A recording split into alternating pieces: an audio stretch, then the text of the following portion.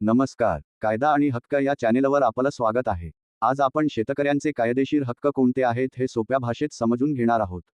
ही माहिती प्रत्येक शेतकऱ्याने आणि त्यांच्या कुटुंबाने नक्कीच माहीत ठेवायला हवी. सर्वप्रथम, जमीन मालकीचा हक्क. शेतकऱ्याच्या नावावर असलेली जमीन कोणालाही जबरदस्तीने घेता येत नाही. जमीन विक्री, खरेदी किंवा नावांतर हे कायद्याप्रमाणेच व्हायला हवं.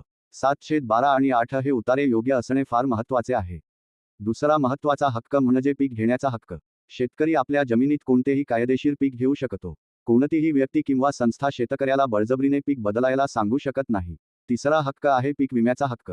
नैसर्गिक आपत्ती, पूर, दुष्काळ किंवा अवकाळी पाऊस यामुळे नुकसान झाल्यास शेतकऱ्याला पीक विम्याअंतर्गत भरपाई मिळण्याचा अधिकार आहे. चौथा हक्क म्हणजे कर्ज आणि व्याजासंबंधी संरक्षण.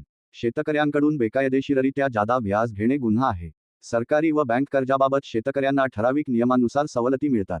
पाचवा महत्त्वाचा हक्क म्हणजे योग्य दराचा हक्क. शेतकऱ्याला आपल्या शेतीमालाला किमान आधारभूत किंमत म्हणजेच MSP मिळायला हवी. दलाल किंवा व्यापारी फसवणूक करत असतील तर तक्रार करण्याचा शेतकऱ्याला पूर्ण अधिकार आहे. सहावा हक्क आहे सरकारी योजना आणि अनुदानांचा हक्क. PM किसान, पीक विमा, वीज सवलत, पाणी योजना यांचा लाभ घेण्याचा शेतकऱ्याचा अधिकार आहे. शेवटचा पण खूप महत्त्वाचा हक्क म्हणजे मोफत कायदेशीर मदतीचा हक्क. जमीन वाद, फसवणूक किंवा अन्य कायदेशीर अडचणीत शेतकऱ्याला जिल्हा कायदे सेवा प्राधिकरणाकडून मोफत मदत मिळू शकते. म्हणूनच शेतकऱ्यांनी आपले हक्क ओळखणे खूप गरजेचे आहे. हक्क माहीत असतील तर अन्यायाला विरोध करता येतो. अशीच उपयुक्त कायदेशीर माहिती मिळवण्यासाठी कायदा आणि हक्क चॅनेलला सबस्क्राईब करा. धन्यवाद.